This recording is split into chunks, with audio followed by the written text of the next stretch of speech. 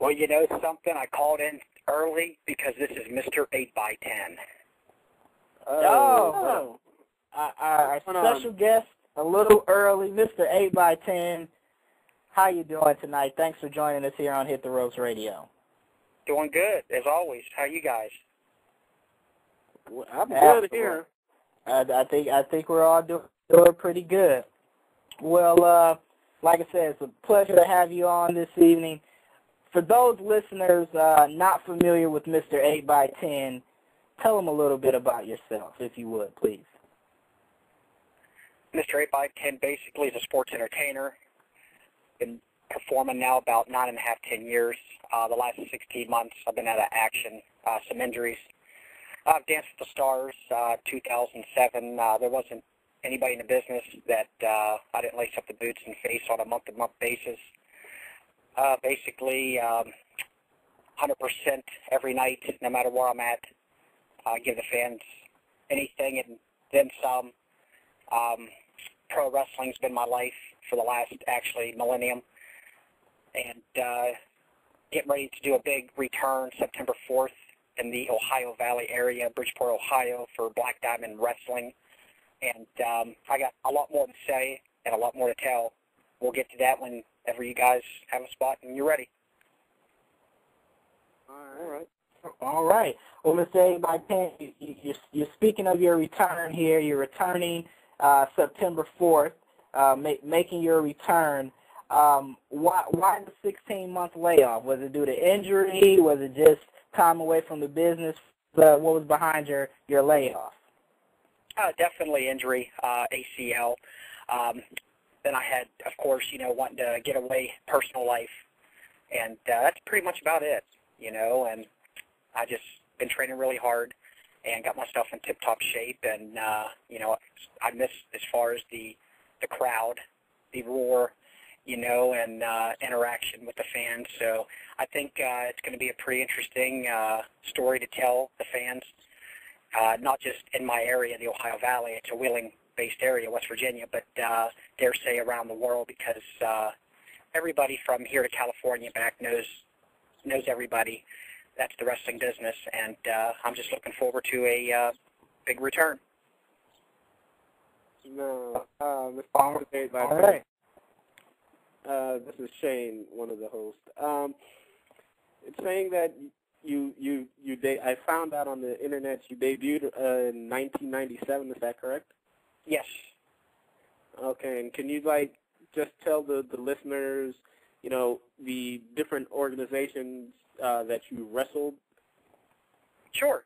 I started in 97, of course, with out of Columbus, Ohio. Then I took my basic training down to the Ohio Valley under a guy named Dick Flanagan, who tagged up with Cody Michaels as one half of the Heartbreakers in the early 1980s of the WWF. Basically started out with them, called the WFM. A guy was a pastor running a promotion and had ties to the Guerreros, Eddie and Hector, and would frequently come in. Basically, I would, do shows with them until they felt it was time to, go out there and perform. And then I would hit the other promotions via email. The guys in the back would put you in position to contact the such forth promotions: Steel City Wrestling, KSWA, Pittsburgh-based promotions, Black Diamond Wrestling, OCW, a very big, very well-known establishment in the Columbus area, NWA Tri-State, ran by Richard Arpin down in Parkersburg, West Virginia. That's a little bit as far as the territory that I ran: Pennsylvania, Ohio, and, of course, West Virginia. Right. So you got in '97. That's basically the height of the business. I got a little two-part for you. What made you get into the business, and then how was it like on the indie scene when it went from WWE versus WCW Monday Night Wars to all of a sudden there's only one place to go? So can you, for those who are interested in, can you enlighten us on that? from an Sure. indie star perspective? 97, 98, of course I was a fan. I'm still a fan at heart. I don't really care what anybody tells you. At that time, just talking and mingling with the guys, you always want to try to make yourself better, more presentable, physically, mentally, your cosmetic look.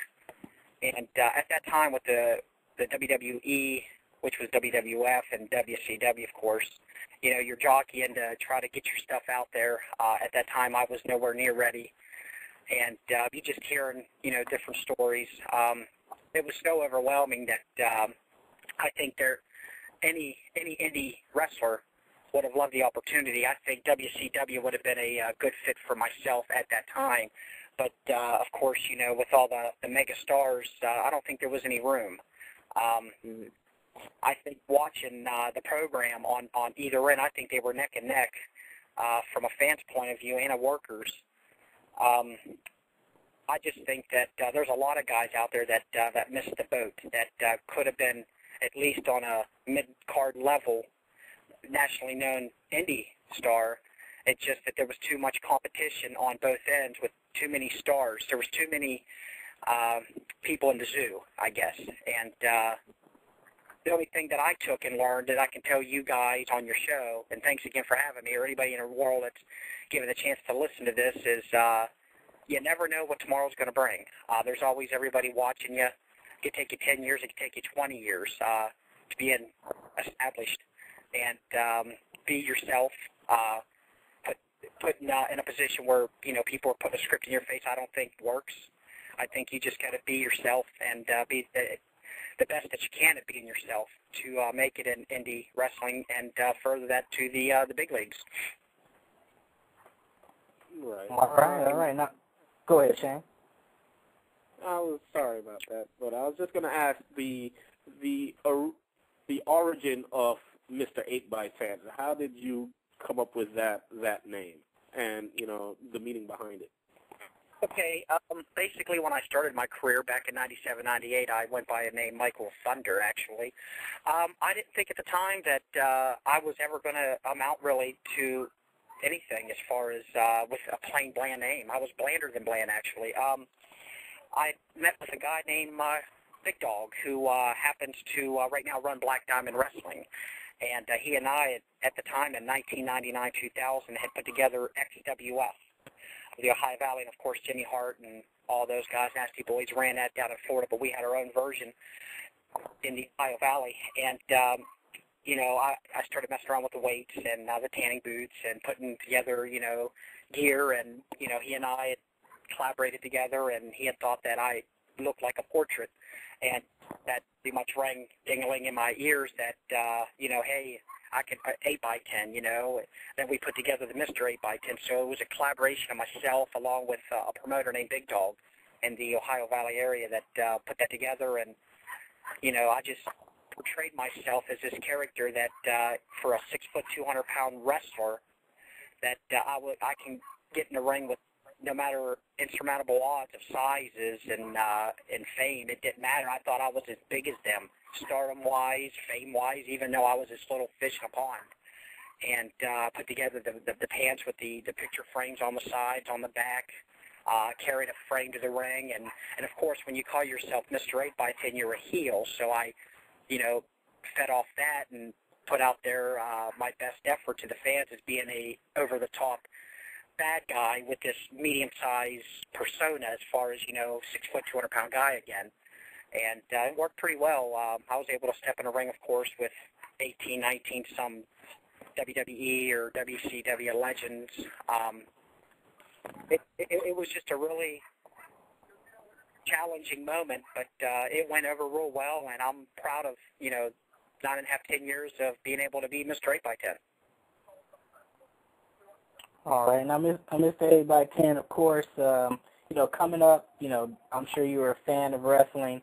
Yes. Of course, we just got into the business. Who were some of your influences, as you were coming up, watching professional wrestling? I'd say just about 99% of the guys that are wrestlers today would say Hulk Hogan. I mean, as a